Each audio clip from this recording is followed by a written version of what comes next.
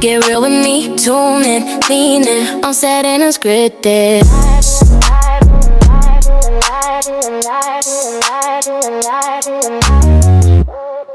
Hello, this is Kiana, and we're on set of On Set and Unscripted. And today I have a special guest. I'm using my phone, so don't talk about me. Today we're talking about who's proven the best story come from the clearest minds. My guest is building his path in camera work and storytelling while navigating sobriety and using meditation as his secret weapon. So if you ever wondered how to create art while creating a new version of yourself, this one is for you. Rain, paint the picture. What does your hustle look like right now? I'm quite the Jackie Chan of all trades. And yes, I said that. I get to tattoo. I get to do camera work. I also get to teach yoga and meditation, and I get to create content out of that to raise awareness. And, you know, pretty much, I guess that's it. Those are the things I get paid for. Yeah. But I do want to start actually being more active in the sobriety space, and that's kind of pro bono. But really seeing a lot of feedback from my resistance and reluctancy to share about sobriety, even though I've shared, I think, a decent amount, but I know I could do more. But I've had a lot of people reach out and they share their struggles and they ask for help as well. So I know there's a lot more good I can do when I share my own testimony, but I just got to get out of my own way. I love that. So you talk about sobriety and you said that you were reluctant to tell your story. It's kind of ugly. It's not, as an artist, I like to try to make albums out of my content and discographies, but I know there's mixtapes and singles and loosies, but I want to, that need for perfection is what I'm hesitant about. And so, like, if it's not the perfect edit or the cut, or if I didn't, try to script my thoughts of sobriety because it's new. It's only been 18 months so far because I was using cannabis for, let's say when was 2008? So 2008 until 2024, pretty much. Okay. So that's a long time of having a cannabis consciousness, and I don't. So it's interesting to share. It's the ugly side. I feel like that's what people want to see, though, because that's where they are. Right. So you can't skip over that. Like, that's the problem now. So many people see the success in product, but they don't see the struggle or the story behind it. So I think that's the good part of you wanting to share that. Right. I haven't drank in a while because I have no need to. I used to sit in the house and drink for fun.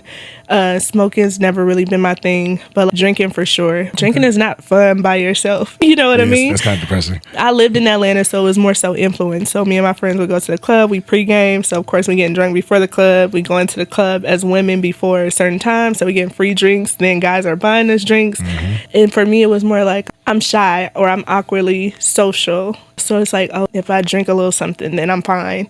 Because now it's like I'm out of my body. Was cannabis like that for you? Or was it just something that you just enjoyed? No, it was, it started as actually like a meditation. It's cool. I can taste way better. I can feel the sun on my skin. I can, it raises my sensitivity and awareness. But eventually, I think I just built a ridiculous tolerance to it. Mm-hmm. And then it became a sleep dependency. I couldn't fall asleep without it.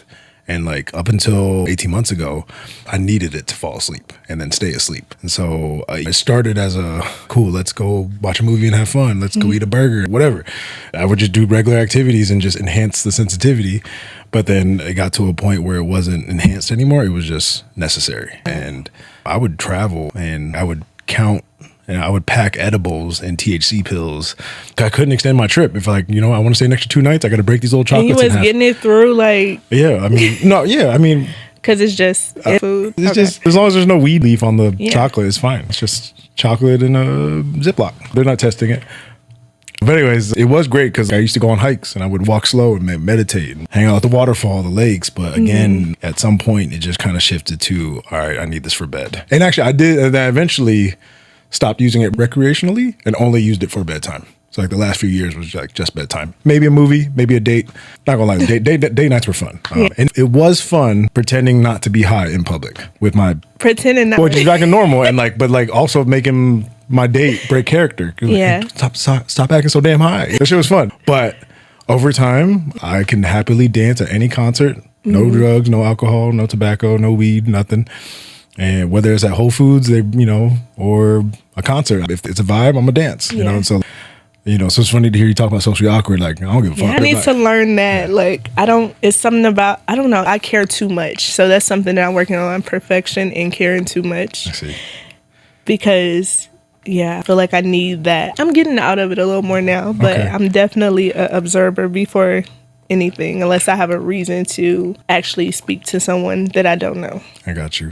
So, fortunately, unfortunately, being very tattooed gets you stared at no matter where you go in the world, whether you're in the U.S. or India. I had people ask to take pictures of me because I'm so tattooed. So I'm just numb to it. When people stare at me, like, go ahead, look, whatever. Like, I know, I don't know. I'm just used to tattooers having face and neck and head tats.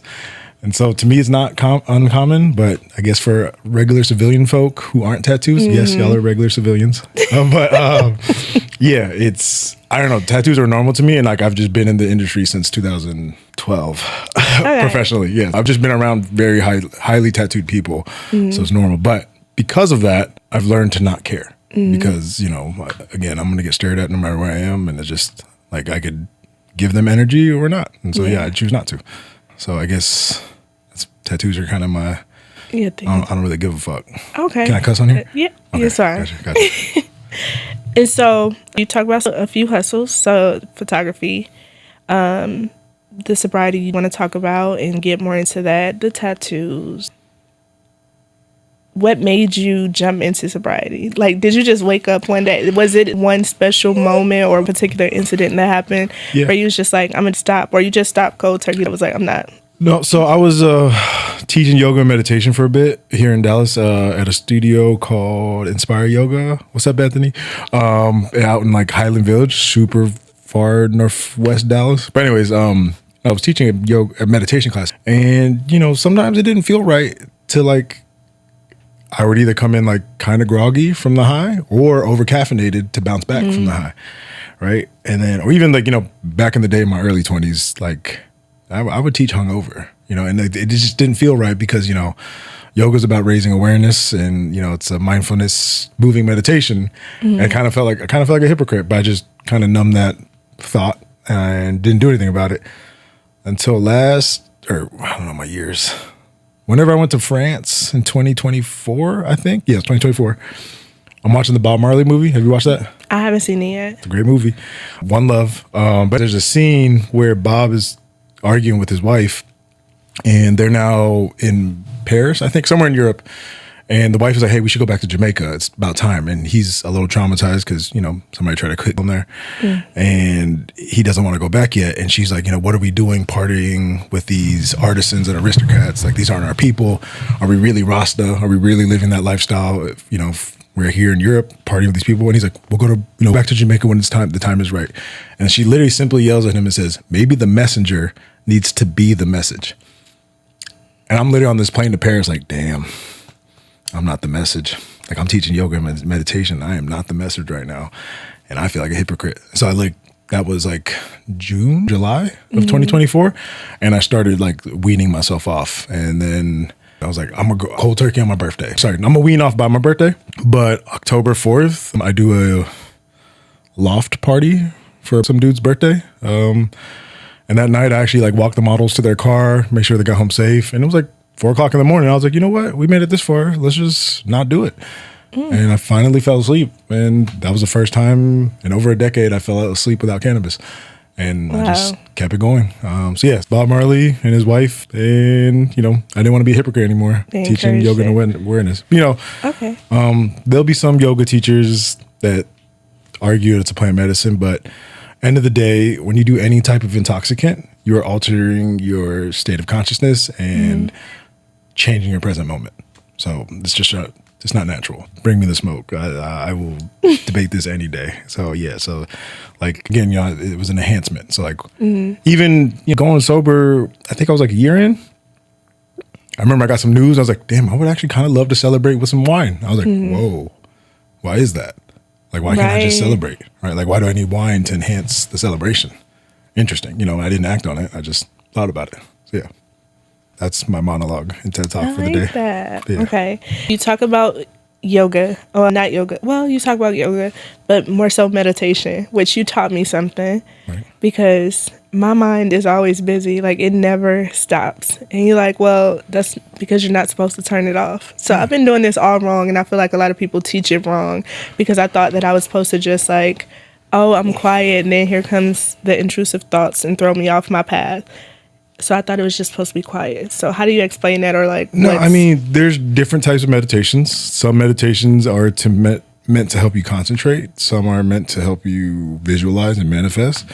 The one I practice is called Vipassana. This is actually to help you purify the mind. And no matter what, your thoughts will keep manifesting, and whether it's memories or sensory, like, excuse me. You see a rose, you're going to see the color, you're going to smell it, you're going to touch it. Like, it's something that then a thought's going to come from those things, right? At no point is it ever going to stop. But what's more important is how you respond to those thoughts and feelings and sensations. So the goal is to be clear in clear in responding versus reacting. That makes sense. So reacting is subconscious. Responding is conscious. So yeah, so you just, again, it's like, your thoughts are like clouds. You can have storm clouds, fluffy clouds, rain clouds, none, thin, tornadoes, hurricanes, whatever. But end of the day, we're the sky. We're the consciousness that observes it, right? Because like, you can't control the thought and where it goes, but you can control how you respond to it. So it's like, yeah. So, but it's more so in the Western civilizations, but we do get caught up in identifying as the thoughts. That makes sense. Where like, I have intrusive thoughts all the time. I don't act on them, and I know I'm not crazy. Like, I'm a funny. I might be a little crazy, right? But no, the crazy is when you act on them. Yeah. Right? So like, I have some really ridiculous intrusive thoughts, and I just laugh to myself. But I'm like, it'd be funny if I did it, but I'm not going to. So yeah, so that's the difference. It's like, yeah. So just you got to learn how not to act on it. Okay. Yeah. I love meditation. We got to come back to revisit that, because I want to touch more on meditation and your practices in that.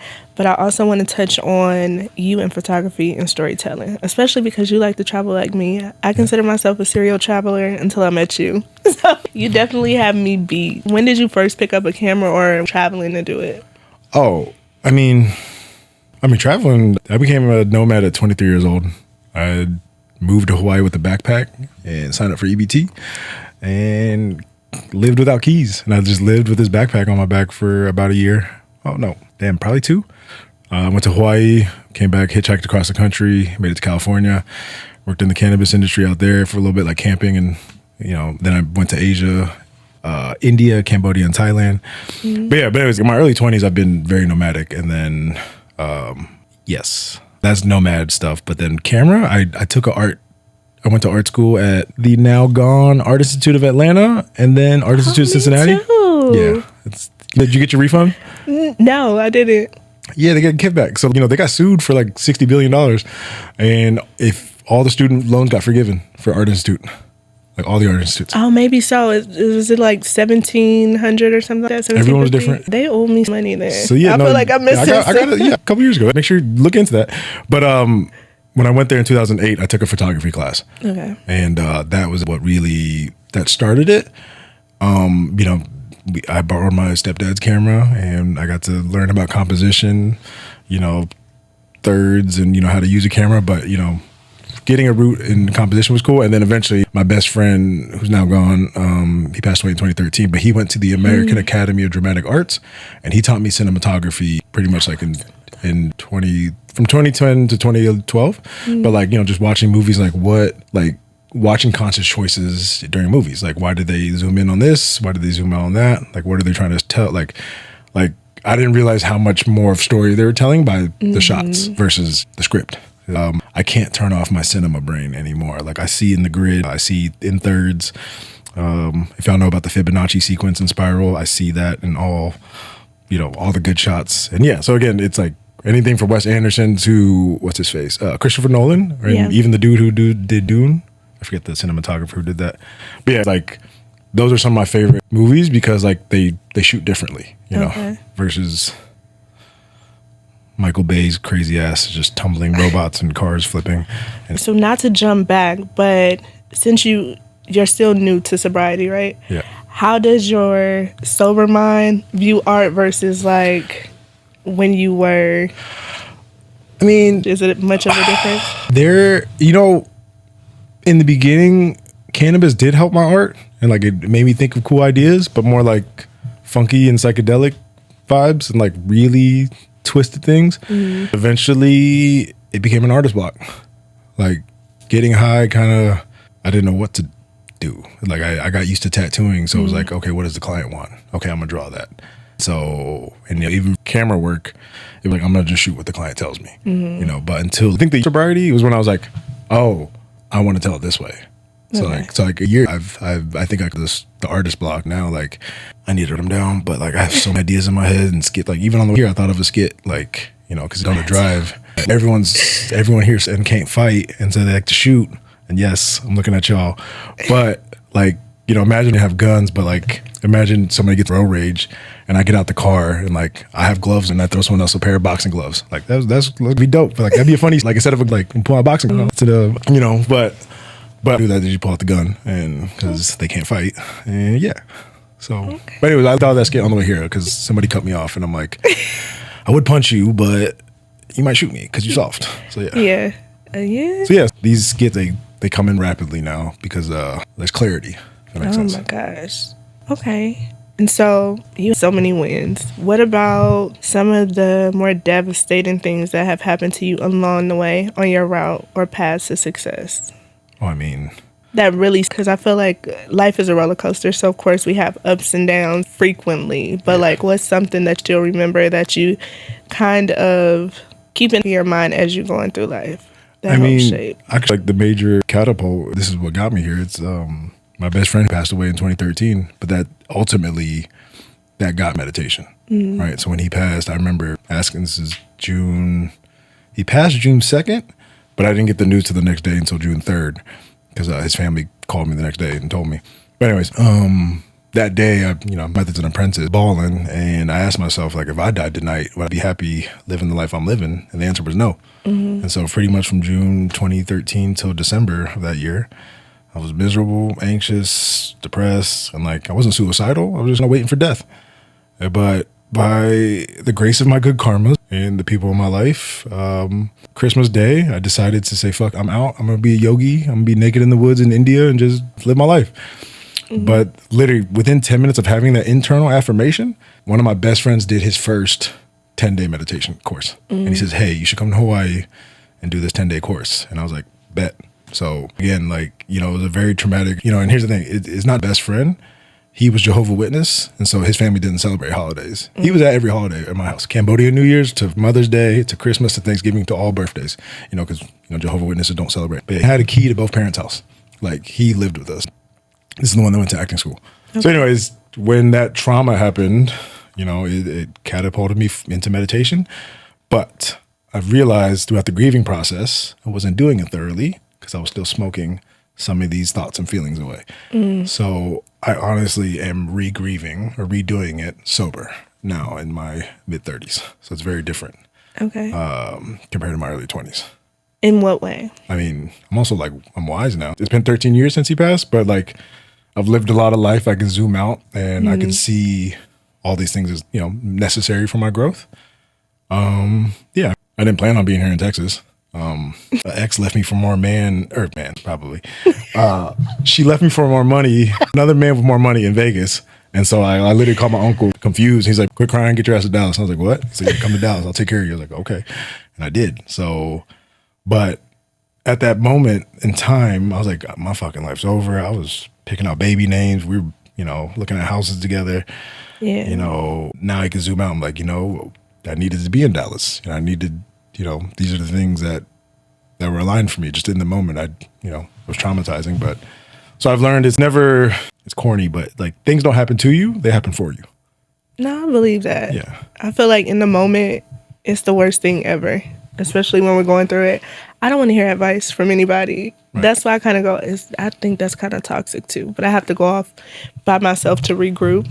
Only because I know if I'm really upset about something, I don't want to take it out on that person because I know that they didn't do it. It's just how I feel in the moment. So I have to acknowledge how I feel first, and then I'm like, okay, I'm good now. Now we can talk. I'm more level-headed about it. But I definitely Yeah, we all agree a little different, I guess you can say. Right. But that's honestly a part of my mission statement, is to like bring that to the forefront. And like grief is a part of life, whether it's actual death or like an ending of a relationship, like shit. My sister's baby daddy was a really good friend and brother. And I remember when he just exited out of our lives, and I was like he lives in my hometown. I just don't see him. Or if I do see him, it's awkward, but it was just wild to like, damn, that relationship is just gone. You gotta be okay with it. And so, even though he didn't die, that relationship died, and so that's just a part of life. But even somewhere in Dallas, my brother found this really dope sake or udon spots, a Japanese noodle. And one day we pulled up and they were closed. And I'm like, that's dead now. Like, that's definitely happened. That hurts. Like, but that's a part of life. Life has changed, and it hurts to like. Hey, that's a different kind of grieving, but amazing, it's true. But it's grief, And so, but that again, that's the meditation I practice, is about embracing impermanent in a direct experience. Whether it's your breath, the body sensations, the thoughts, and the emotions. Every thought you have, impermanent. Every emotion you have, impermanent. Every breath you take, impermanent. Everything we feel on the body, from skin to bone and bone to skin, is impermanent. So yeah, but again, our egos like to attach itself to things. Yeah, I'm this body, I'm this shape, I have these thoughts, I'm this size, this weight, this. I think it's just comfort too, which is another topic I have coming. But I feel like we get too comfortable, and so we get connected to it in that way. Not so much like this is permanent, but we feel stuck because we're comfortable. Like me, for example, I know one of the issues is being vulnerable in front of people, but because of past traumas of like people using that vulnerability against me later once they're upset with me. In that moment, they seem like a safe place, but then they're not. You know what I mean? So it's like now I'm like, well, I don't want to be vulnerable for anybody, which sucks for me because in acting, you need to be vulnerable. You need to be vulnerable.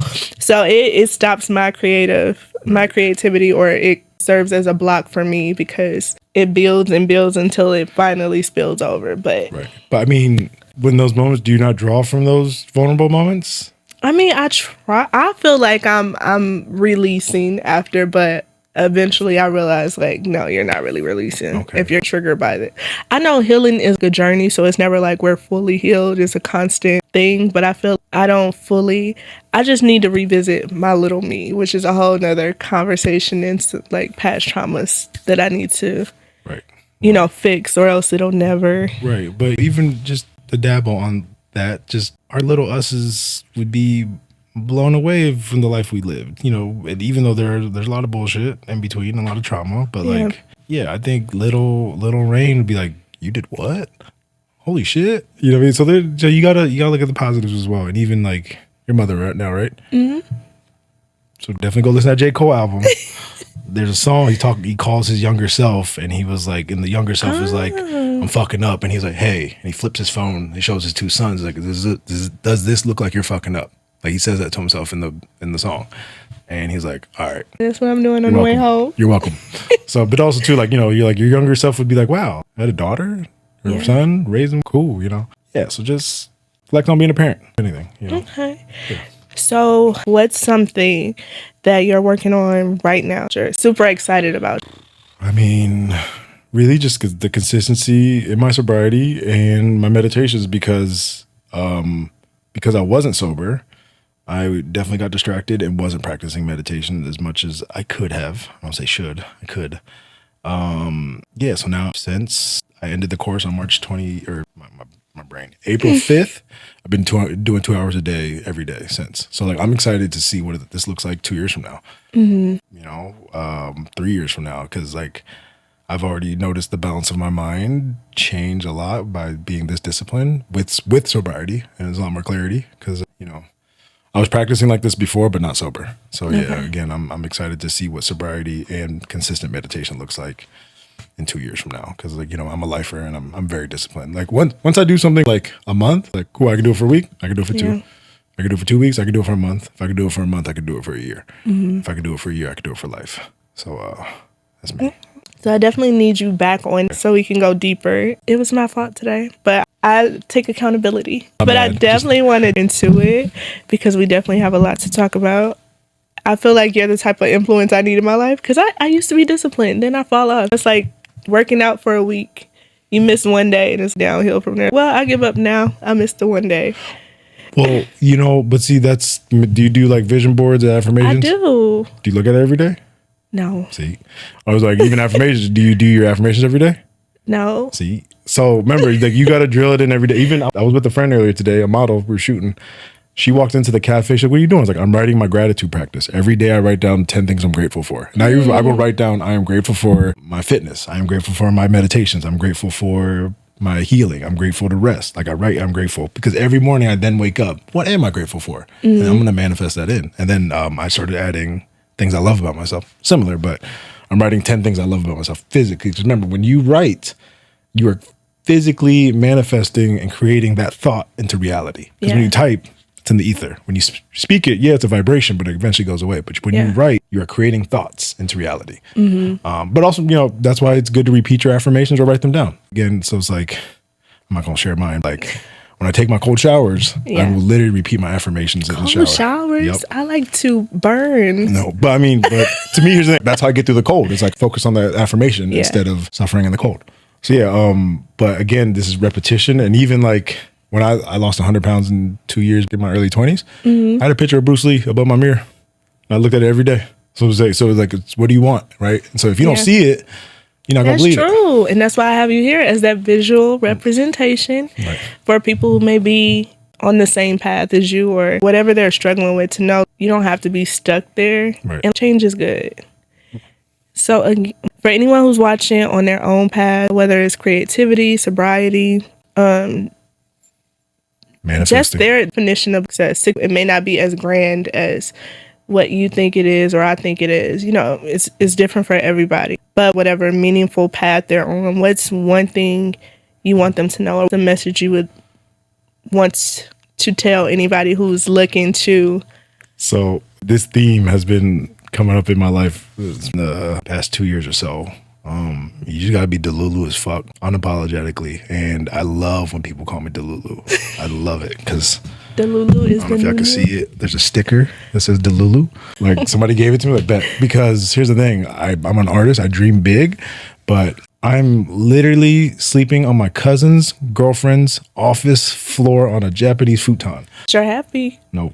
No? But I'm writing, I was like, I'm gonna be at the Grammys. Okay. I'm gonna be shooting documentaries. I'm gonna go to LA Fashion Week. I'm gonna go to this or that, and like all these things I like dilute. Like I'm writing it down and like picturing, like putting on my vision board. These things are happening now, and that was last summer. So like I literally here's my run since I think around the time we started following each other on IG. From February of this year, it was Fort Lauderdale to go pick up a private jet, to LA for the Grammys and shoot a commercial with Nick Cannon. Then to Dallas, then New York's Fashion Week. I just did a quick shoot with a friend. Then it was India, Nepal for a documentary. Then it was New York City to go to a concert for one of my favorite artists. And then back to Dallas for some more shoots. Can you put me in your suitcase? To LA Fashion Week. Then the meditations. And then now I was calling out Miami Swim Week last year. Like, I'm going to make it to Miami Swim. I will be there this year.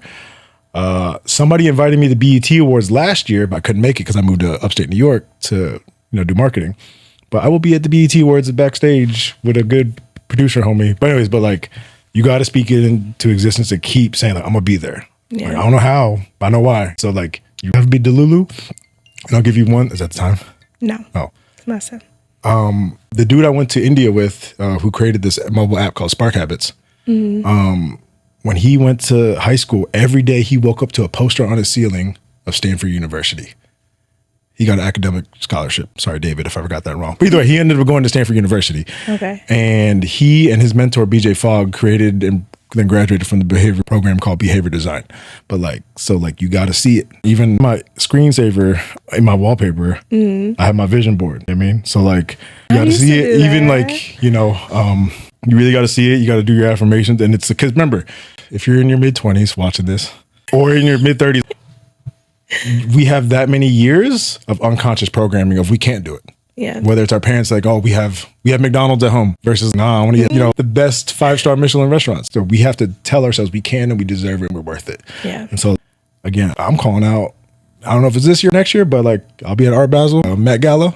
Like I'm gonna be shooting. So like even film festivals to I'm excited to get invited to the Oscars next year, you know, and so like, or the year after, I don't know, but like I'm calling it now, but like I'm that dead set on it. You can't tell me otherwise. Even, you know, I know he's a hot topic right now, but very controversial, but like one of my favorite things was when Kanye won his first Grammy. You remember his award speech?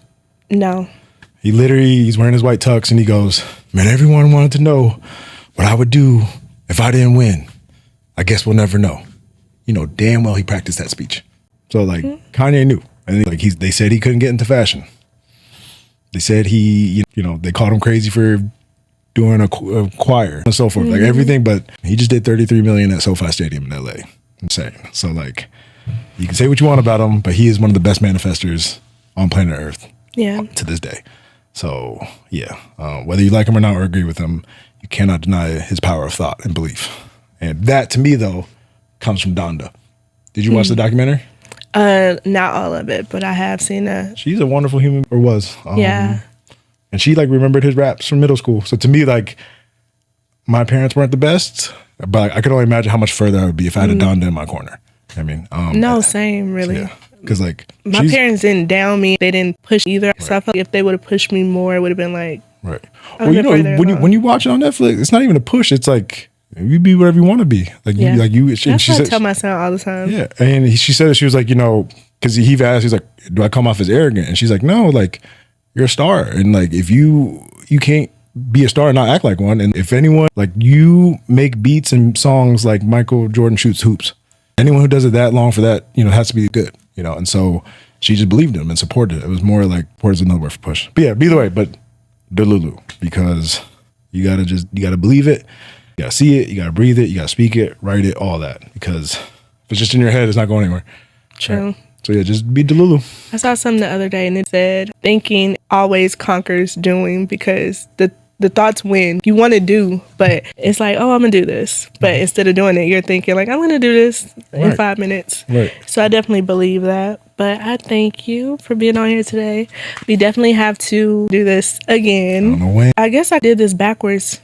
And you kind of already told us what was your win for the week, for this week. It could be small as I woke up this morning to, you know, something major to close out. I mean, it sounds silly, but I did really good on my cravings for food, because that's something That's not silly. Well, where's it? But as a sober person, food is my new drug. So I've been sober and food is my drug. It's either hella sweets or overeating to like, oh, I feel something different now. I feel lethargic. But Wednesday, off of just fruit, like I had a bunch of fruit, like a couple smoothies, and an avocado toast. I took 3 yoga classes back to back, and I'm like, wow, like I got really sweaty, and like I did this physical movement, like without like, you know, I think I need carbs or this or that. It was nice to like, you know, be active for 3 hours straight off of fruit and avocado toast. So to me, that's a win, because there's time, like, this is something I'm teaching myself, and I'm mostly respecting the thought. Yeah. It's like, I eat for the body I want, not the body I have. Okay. I'm gonna start going by that. Yeah, it's tough, because sometimes I look at that cookie, I'm like, that's fine. Once a week, right? But not every day. But again, a win for me, because again, as a sober person who meditates, there's not much vices left. So, you know, my vice is sugar and bread. So again, I did really well on Wednesday and didn't eat too many, I forget which carb, complex carb or easy carb. Yeah. Mostly fruit and 1 piece of bread. So to me, that's a big win, because thanks. And where can people find you? Mostly IG, because I don't use the other ones right now. But look out, I will be on TikTok eventually. Sorry, I'm learning to get over that resistance of TikTok. But life, by.rain, like precipitation. You find me most active. I do respond to my DM. Yeah, and that's it. And so stay tuned or stay out of the way. Yes, and that's all I have for us today. We're definitely going to have him back, but I hope y'all enjoyed the episode. Subscribe and follow.